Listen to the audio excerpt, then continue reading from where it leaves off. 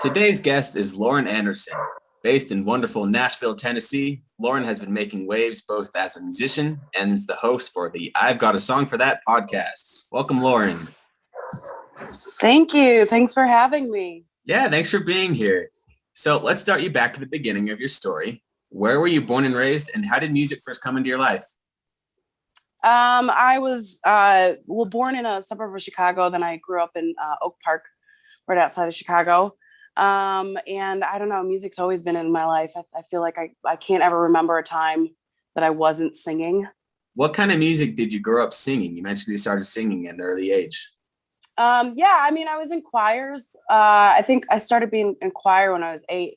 But before then, it was just I would literally sing everything. Actually, so the name of I've Got a Song for That, my podcast, came from something I said when I was in preschool. I was like the annoying kid who would interrupt our teacher when she'd be explaining to the class what we were about to do. And I'd be like, ooh, I've got a song for that. And I would just start making up a song about whatever she was talking about. And so I literally just, I sang whatever I could sing. And then yeah, at 8 years old, I was in choirs. So I sang just like choral songs.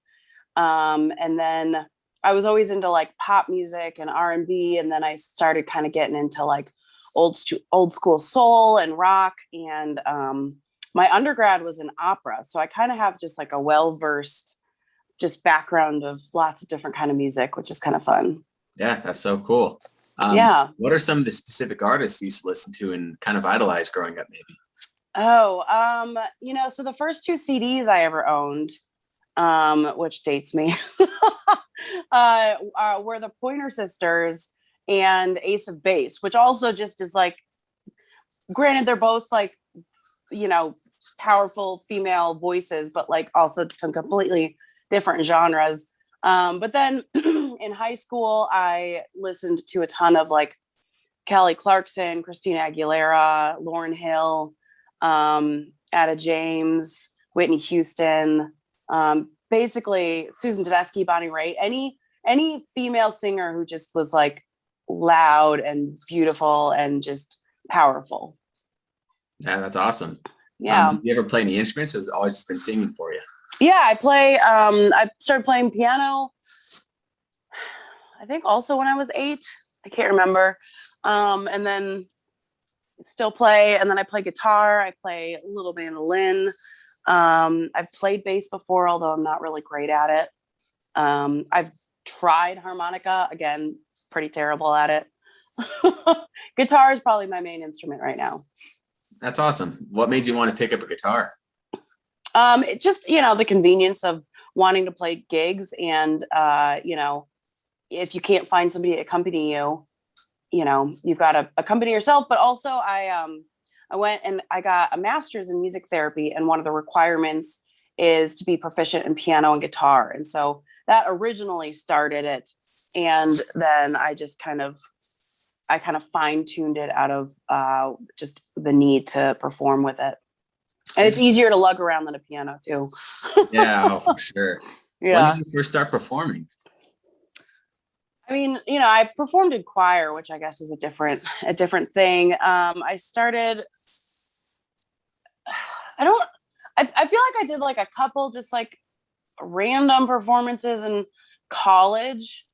But I didn't really start performing out in like bars until grad school, really. It took me a second to kind of feel like I had the confidence to do it. I'm always very impressed with, like 19-year-olds who are out there hustling, because I definitely wasn't one of them. I was too scared. Yeah, it takes a lot for sure. Yeah. So did you always think of music as something you wanted to do with your life, or did you Yeah. have to kind of work yourself into that? What was that like for you? I mean, yeah, I always knew I was going to do it eventually, but I just always felt like I wasn't ready. So I kept putting it off. And then all of a sudden I was in like my mid to late 20s and was like, well, shit, like, sorry, can I swear? Yeah, go for it. Yeah. Okay. I was like, well, it was just kind of all of a sudden I was like, well, nobody's going to start this career for me. At that point I was working as a music therapist and I loved it. But at that point I really was like, okay, if I want to be a singer and a musician and an artist, like I've really got to get this going. And so I've been doing that ever since. Wow. Yeah. So you went to school to be a music therapist. Yeah. What was some of the biggest things you took away from going to school outside of, the obvious like therapy, education type stuff? What'd you get from going to school? Um, I don't know. I just at the time I really liked psychology. I still do. But I also liked music, and there was a couple of music therapists that came to present um, in my undergrad, and I just thought it was really cool to be able to blend these two passions of mine together. Um, and then I feel like I'm not really practicing, although I'm still qualified to be a music therapist. Take a lot of those tools and like apply them to writing a really, like catering to the audience and like what kind of music do they need? Like what kind of mood do they seem to be in? And I feel like a lot of my songwriting kind of, has some like, I don't know, it's a therapy for me. And I like to write songs that hopefully can kind of like cater to people on like a level that maybe they haven't heard or felt before. Like I love the idea of somebody hearing my song and being like, oh my God, I never knew that anybody else felt that way. That's kind of what I'm going for with my music. Yeah, it's so cool. It's interesting how you talk about having a psychological aspect almost to your show now. Mm-hmm. Yeah. Thinking. Yeah. That's amazing. So where'd you go to school? Where was that? Yeah.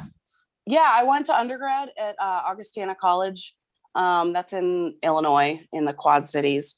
And then I went to grad school at the University of Kansas out in Lawrence, Kansas.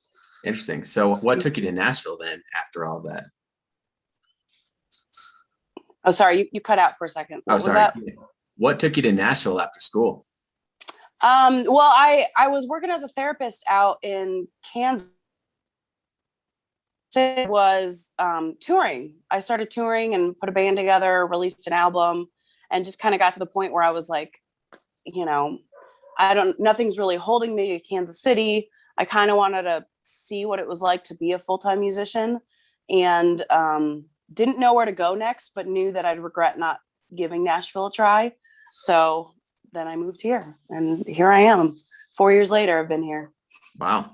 What were your original expectations in Nashville, and how did Nashville meet or not meet those expectations when you first moved there? Yeah, I don't know. I think I came into it probably cockier than I should have been, because I came into it. I was a little older than a lot of people who were just moving there, and had been touring. I had a pretty full schedule. A couple releases under my belt, was actively touring. Was starting to build a name for myself. And then came to Nashville and was like, oh yeah, like I'm already doing this. And then Nashville kind of was like, yeah, you're still gonna have to start at the beginning. And so I kind of took me a second to like find my footing, and kind of become, Nashville gives you a lot of humility, as it should, because there's just so many great players and there's so many great artists, and there's just no quick way through Nashville. It is, they used to say it was a 2-year town, then a 5-year, then a 10-year. And I honestly feel like it's like a 10+ year town. Like there's just a lot of networking and honing your craft and knowing the right people and being in the right spot. And like, there's no matter how much you think, you come to Nashville and you find out you don't know much. Yeah, for sure. It sounds like a very humbling experience. Yeah, for sure. Yeah. When you first moved there, what were some of the best moves you feel you did to get more ingrained in the community? And what things did you wish you would have known then that you learned later? Yeah, I feel like I always knew this, but am constantly trying to be better at just going out and being in the scene. Like whether or not you're playing shows locally or just going to friends' shows and supporting people and going to like networking events and just like being out. Like I'm just such a homebody, and like I don't know if I'd go as far to say like I've got social anxiety, but like I definitely have like a little bit, I'm like on the spectrum of social anxiety. And so like I'm just constantly trying to talk myself out like into being like, okay, Lauren, like go to the show, go out there, say hi, like support people. But I think that there's just like, there's no better way than just, you just have to know people, and and it has to be genuine. You can't just like go to a show out of selfish reasons. You have to go and like support people because, I mean, that's just the best way to, kind of build a community. And I think that I am constantly wishing that I did more of that. It's tough because there's just always something going on in Nashville. Like every night you could be out. And even if you're out every night, there's still shows that you're going to miss because you can't be at everything. How would you compare your early songs to the songs you write now? Yeah, I feel like when I write my best songs, it's because an idea pops in my head and I listen to it. And I'm not just trying to fabricate something out of nowhere, or like I feel like I've got to be in the right mood. But then that being said, I think that it is also a muscle that you have to like exercise. When quarantine started, I like made a point for several weeks to sit down and write a song every day.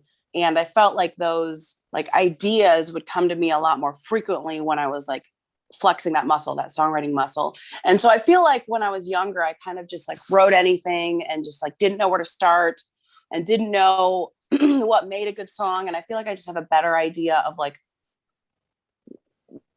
what kind of lyrics and melodies speak to most people, and like how to kind of like channel, like, I don't know, whatever you believe, the universe, God, whatever. Like, I feel like it's almost like not even my ideas. It's like, it's coming from somewhere else. And I'm just like, I'm just like listening and putting it on paper, basically. It's kind of how it feels. Interesting. Yeah. Is there something you feel like has been a huge motivator for you for music, or like a huge inspiration for you? Probably heartbreak. Yeah. It's so cliche, but like, I don't know. It's a real big motivator to write a song when you're like really feeling some kind of way. Yeah. Do you feel like you write your best songs after that's happened, and like when that feeling is so fresh? Yeah. Oh yeah, 100%. Yeah. Yeah, definitely. Interesting. So what are your long-term goals for music? What do you hope to accomplish? I mean, I want to be a full-time musician. I mean, in a perfect world, I'd be touring, theaters and uh, hopefully worldwide, and recording, and hopefully getting a couple placements, sync placements. And in a perfect world, then I'd live on a lake house and tour, and then go be able to sit in my lake house with my husband, and he'd take care of our kids. That's my long-term goal. We'll see what that looks like in the end. That'd be so cool. That'd be awesome. Yeah. What are you working on right now? Yeah, so I'm actually working on my sophomore album. And it's a waterfall release. So I've got 4 singles being released leading up to the full album release, which is August 6th. And people can pre-order that right now at my website, laurenandersonmusic.com. The first single was actually just released this past Friday. That one was called Standstill. So I'm super, super excited about that. I've got a great team working with me on that. And it's kind of nice to be back and like working on stuff again after a year of a pandemic. Yeah, it's a huge progress for sure from 2020. Yeah. Are these the same people you've worked with on previous releases, or is it a new team for you? How is it going for recording? Yeah. So the distribution company I'm working with is new. And the publicist I'm working with, I worked on the last EP. So this will be the first full album I'm working with her on. And then as for recording, I recorded at a buddy's, home studio here in town, and he's got a great setup and is super chill to work with. And then it was just kind of self-produced. And self-produced with like my band members and the engineer. Everybody it was kind of like a group work together, which was kind of fun. That's awesome. Do you collaborate with the writing side, or do you write the songs yourself and then kind of the band comes in and fleshes things out? How does the writing go for you? Yeah, so all of them are written. I wrote all of the songs except there's one co-write, which is actually the title track. Love on the Rocks was written with a couple gals here in town, Sandy Ramos and Lorraine Smith. And everything else I wrote, but then I kind of put the bones together and then bring it to the band. And then, they kind of help me bring it to life, which is always fun. So, yeah. That's so cool. So yeah, Yeah. let's briefly talk about your podcast as well. The I've Got a Song for That podcast. Tell us Yeah. kind of about how you got it, why you started it in the first place, and what it's about, and then we'll talk about your experience with it.